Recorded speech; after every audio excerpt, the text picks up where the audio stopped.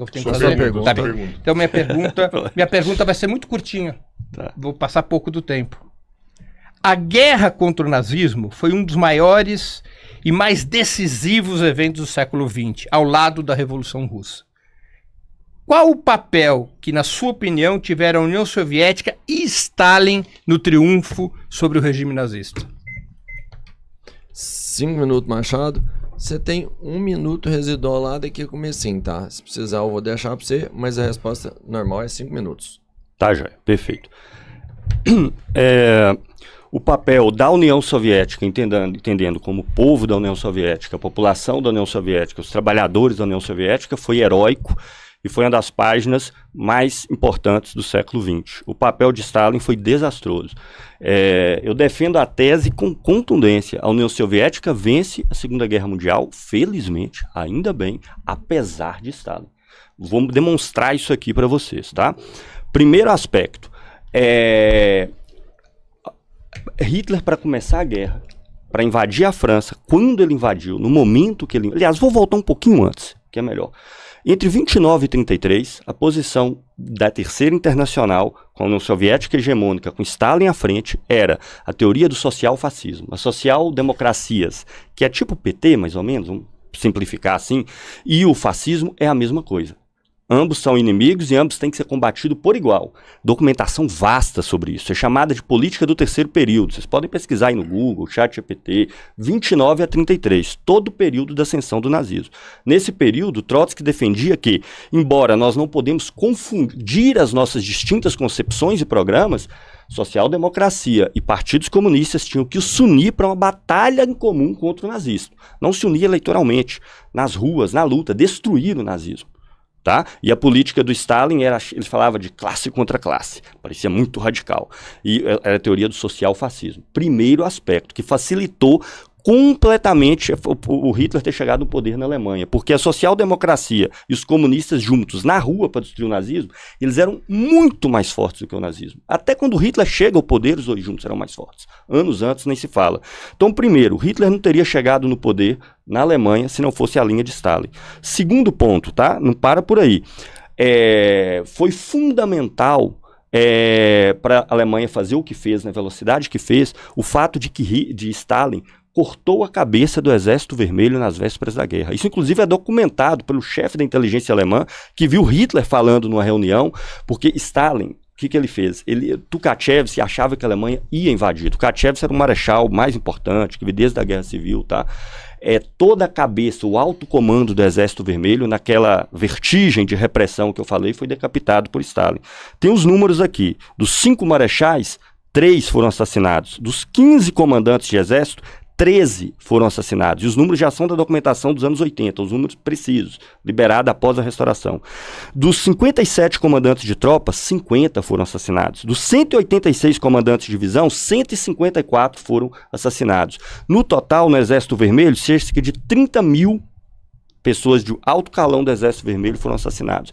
E eram justamente os técnicos especializados que participaram da Guerra Civil, guerras que tiveram no período imediatamente anterior, com a Mongólia e tudo. E o Hitler falou, neutralizamos a Rússia. Estamos livres para poder invadir a França e a Tchecoslováquia primeiro e depois no início da guerra, né, ele provoca lá com o corredor polonês e a França declara guerra e ele toma a França. Então, na verdade, Stalin abriu literalmente o caminho para Hitler. Mas não somente isso. Stalin faz um acordo com Hitler, que é o pacto Ribbentrop-Molotov, que são as pessoas que assinaram o pacto germano-soviético, que não foi um pacto de não agressão. Eles dividem o leste europeu inteiro. A Rússia ocupa uma população de 23 milhões de pessoas, até metade da Polônia. A Alemanha ocupa o restante. E é mais, a Rússia exporta grãos, exporta metais, matérias-primas, abastece a Alemanha durante o início da guerra. Então ela faz um pacto de não agressão, que deixa a Alemanha tranquila que o outro lado não vai atacar. Que não só foi não agressão, é um pacto de divisão da Europa Oriental. A questão nacional que eu falei antes, o quanto Stalin valorizava os povos ao redor da União Soviética. Ele ocupa toda essa região. Os países bálticos teve uma eleição com lista única, fantoche, e a Polônia é dividida no meio, metade russa, metade alemã. E os alemães agora podem se voltar para o outro lado. Mas não somente isso. Stalin ficou desesperado. Ele, que era o grande enxadrista, né? Ele achava que a Alemanha e a França iriam ficar se guerreando e se destruindo um aos outros por anos. A Alemanha toma a França em 2 meses. Né? Depois não conseguiu tomar a Inglaterra, mas a Inglaterra tão pouco invadiu a parte continental da Europa. A Hitler ficava lançando mísseis. Né? Vou passar um pouquinho, tem 1 minuto, não é isso? E não somente isso. A Alemanha, então, ela olha para aquilo, com a cabeça do Exército Vermelho decapitada, ela fala, cara, os Estados Unidos vai entrar na guerra, estou com dificuldade aqui com a Inglaterra, eu preciso invadir a União Soviética. Como o exército foi decapitado, Operação Barbarossa, para poder tomar a União Soviética em 4 meses. Stalin foi avisado dessa operação sucessivas vezes, desde a Orquestra Vermelha, por adidos militares que ele tinha dentro da Alemanha. Ele tinha tanto medo da invasão da Alemanha que ele anunciou 6, 7 anúncios de que a Alemanha iria invadir, quando invadir e onde ia invadir. Ignorou a tal ponto que a Alemanha chegou a invadir e ele não ordenou o ataque. Porque queria que a Alemanha desistisse, achava que se ele não reagisse, a Alemanha não ia desistir. A Alemanha destruiu boa parte da aviação russa, da infantaria, da infraestrutura russa, no chão, sem ter reação. Quando o Stalin ordena o ataque, pouco de um mês depois, quando começa a se organizar as forças, 40% do território já estava com a Alemanha. 60% da produção do aço, do minério, 70%, 80% da maioria dos grãos já estava em mão da Alemanha, 40% da população já estava sob domínio alemão. O papel que Stalin tem na guerra, e depois vou ter a ocasião de desenvolver mais, é nefasto. A União Soviética vence a guerra apesar de Stalin, não por causa dele. Breno, sua réplica. Olha, 2 minutos, Breno. Gustavo, você tem que tomar uma decisão. Ou Stalin era um tirano, e portanto foi tirano também durante a Segunda Guerra, e portanto todas as decisões que levaram à vitória sobre o nazismo foram tomadas por ele, ou bem o Stalin não era um tirano. Senão, nesse teu multiverso narrativo, eu vou chegar à conclusão que em 1941 o Stalin tirou folga, foi jogar dominó com os filhos, enquanto alguém dirigiu a União Soviética para a União Soviética triunfar, apesar de todas as enormes dificuldades. Você tem que tomar decisão sobre isso. Se o Stalin era um tirano, ele foi um tirano para os problemas e para as soluções, é um tirano temporal. No período em que a União Soviética lutava contra o nazismo, ele também era um tirano, na sua lógica, na sua forma de se expressar, no seu conceito. Ou Stalin tirou férias. Ou será que houve, e ninguém nunca soube, o afastamento de Stalin pelos generais? Os generais soviéticos afastaram Stalin? Stalin ficou em casa, enquanto que os generais cuidaram da guerra?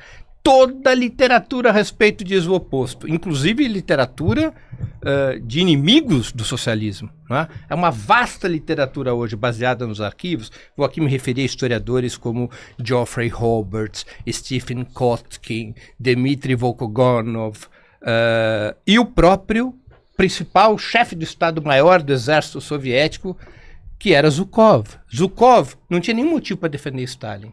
Zhukov foi afastado da direção soviética por Stalin, acusado de motim, ou seja, de ter se apropriado de riquezas alemãs e levado para casa. Zhukov teve sua carreira militar interrompida e na sua biografia, lançada depois da morte de Stalin, portanto sem temor em relação a Stalin, ele reconhece claramente que o papel dirigente na Segunda Guerra foi exercido por Stalin, que embora Stalin tenha cometido erros, Stalin tinha uma estratégia clara, ele chegou a estar em minoria no Comitê de Defesa da União Soviética, mas Stalin tinha razão. Qual foi a estratégia de Stalin? Essa história de que o Stalin não foi pego de guarda baixa, de que ele foi pego de surpresa com a invasão alemã, de que ele tinha ilusão sobre a Alemanha, já está historicamente desmentida à farta. Há discursos do Stalin para os militares soviéticos meses antes da invasão alemã. O que Stalin resolveu cumprir, segundo Zhukov, o chefe do Estado-Maior, talvez o chefe do Estado-Maior não tenha tido importância na guerra, na sua versão. Quem sabe foi Trotsky, mesmo morto, espírita, que conduziu a guerra nessa sua versão. Porque Zhukov dizia claramente que Stalin tinha seguido uma estratégia que ele uma estratégia inspirada naquela empregada pela Rússia contra Napoleão Bonaparte. Ou seja, ao invés de colocar suas linhas de defesa na fronteira, suas principais linhas de defesa, recuar essas linhas de defesa para o interior do país para esgarçar a logística alemã. E essa estratégia, segundo Zhukov, foi vitoriosa. Diz Zhukov na sua biografia que vários generais eram contrários a essa estratégia, queriam concentrar a defesa nas fronteiras. E a história mostrou que Stalin tinha razão. Zhukov não abraça suas teses. Zhukov podia até dizer, Stalin não valeu nada na guerra, quem dirigiu a guerra fui eu. Ele não faz isso. Ele critica erros pontuais de Stalin, mas claramente diz que Stalin foi quem comandou a União Soviética na guerra contra o nazismo. E toda a pleiade de historiadores das mais diferentes orientações ideológicas que tiveram acesso aos arquivos. Eu chamo a atenção, por exemplo, de Geoffrey Roberts. Ele fez um dos livros mais interessantes, quando Geoffrey Roberts analisa a biblioteca de Stalin, portanto, todos os relatórios que Stalin recebia da guerra, e ele faz um livro chamado A Biblioteca de Stalin, no qual ele analisa essa documentação, e para ele, que tinha uma opinião diferente quando começa a escrever esse livro, Geoffrey Roberts não é um comunista, ao contrário, é um liberal, ele chega à conclusão na pesquisa historiográfica, a expressão é de Geoffrey Roberts, não é minha, de que Stalin controlava cada folha que se mexia na Segunda Guerra Mundial. Não havia uma folha de árvore que caísse sem ser sob controle de Stalin. Portanto, é evidente que você está encontrando uma tese que não tem qualquer correspondência histórica, é um multiverso. Eu quero saber ainda de você quem é que conduziu a União Soviética na guerra, se a União Soviética venceu, conforme você disse, apesar de Stalin. Bom, deu muito tempo aí pro Machado agora. Machado, sua terceira pergunta. Assim, de novo, vou falar com o Bertinho, Breno. Não, peraí. Chato é o C, chato é o C. A regra aqui, a minha função aqui é pôr a regra. Minha função aqui é pôr a regra. É o seguinte. Eu cedi em quanto? 1 minuto e meio? Tô deixando de seguir aqui, mas é porque, 2 minutos e meio. de verdade, quando um estende, é como se tivesse uma oportunidade a mais. Eu acho que desvaloriza, até apaga a parte do que ele falou. Então, 2 minutos na tela. Mas se ele tem um tempo adicional, fica compensado, não fica? Albert, deixa estender, tá bonito, tá legal. Tá bom, feio aqui é você. Não, o único feio é você. O único feio é você, porque é o seguinte. Eu sou função aqui é ajudar a pôr ordem na casa. Ou senão, então, para o tempo. Albertinho. Pra mim pode seguir sem tempo. Eu acho Quase até mais 8 legal. mil pessoas ao Acho vivo. melhor Dá sem o tempo. like aí. Vamos Eu tenho sem certeza tempo? que vocês estão gostando. Não. Não. Bagunça não. Faz do jeito que tá fazendo, tá funcionando. Banco de Bagunça a tempo. casa não. Gente, dá o like aí. Machado, sua terceira pergunta aí. Vai sem Desculpa tempo o ou com Robertinho, tempo? gente. Com o tempo Vamos desse pergunta. jeito que a gente tá Vamos com fazendo. Tá. Desculpa a pergunta. Adiciona 2 minutos e meio no meu Tá tempo. sacaneando o Isso. debate, ó. Eu tenho Vambora. 2 minutos e meio. né? 3 mais 2,5. Não é isso? Isso, 5,5. 5,5. Perfeito. Exatamente. É igualdade de condições, o que importa. Vamos lá, então. Vocês não estão brigando, mano. Vamos lá. Aqui, Primeiro, assim, eu queria destacar que todos os elementos que eu trouxe no ponto anterior, o Breno abordou outros aspectos, que eu vou comentar também, tá? Mas eu queria só destacar aqui a política da União Soviética, que favorece a ascensão de Hitler na Alemanha, que sem essa ascensão nem teria tido nada do que aconteceu depois, ponto 1. Ponto 2, cortou a cabeça do Exército Vermelho, que fez com que Hitler traçasse a sua estratégia em relação ao Ocidente, que o Stalin, o grande enxadrista, acreditava que eles iam ficar numa guerra por anos, e a União Soviética de fora tomou a França em poucos meses. O Stalin pega a indústria, toda a parte, joga, evidentemente, pro Oriente, tinha que fazer isso, não tinha outra forma, mas já deveria ter se preparando para isso em todo o período anterior. E até a invasão de Hitler, ele não fez um só preparativo, porque ele achava que senão ele estaria estimulando o Hitler a invadir. Então o melhor se fazer era não fazer nada. Então todas as ações foram tomadas depois. A isso, aproveitando que eu tenho esse tempo, eu agrego que ele foi favorecido por vários aspectos. Primeiro eu falei, foram heróico o povo russo, com toda a cabeça do Exército Vermelho decepado, houve generais meritórios, Zhukov inclusive, Batalha de Stalingrado, mas ainda foi favorecido por vários aspectos.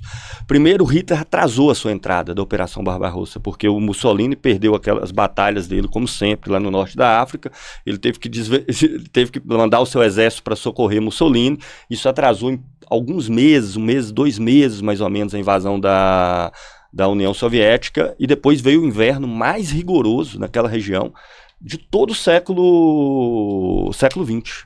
Os invernos mais rigorosos são exatamente nos 2, 3 primeiros anos de guerra. O inverno russo já é terrível, né? Isso tudo criou uma série de situações que ele acabou se favorecendo, felizmente.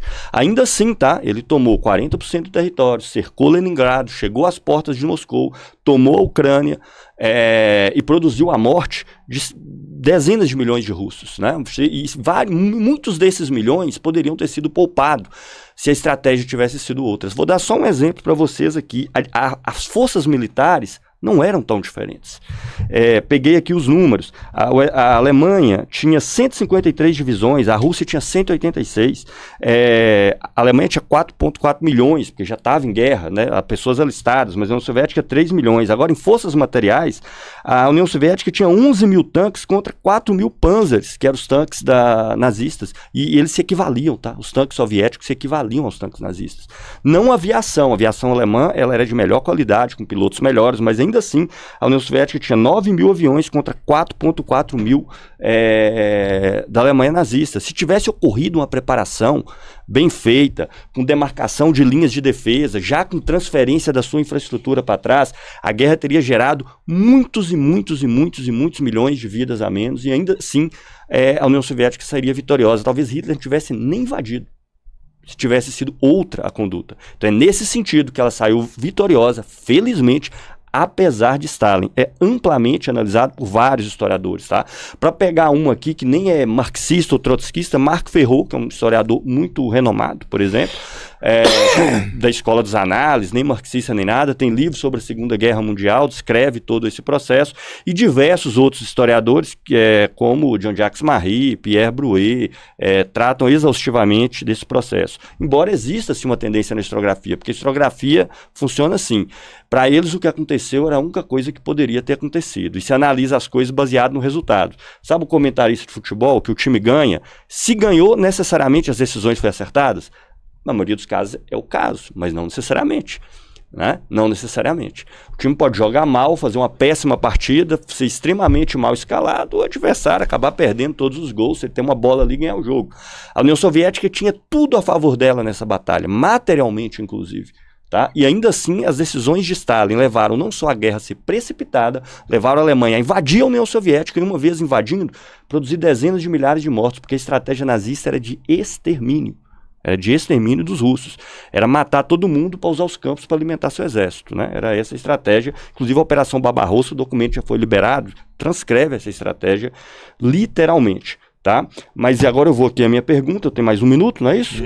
Comparado Mas aí... quem comandou a vitória sobre o nazismo? Comandado aí Gustavo?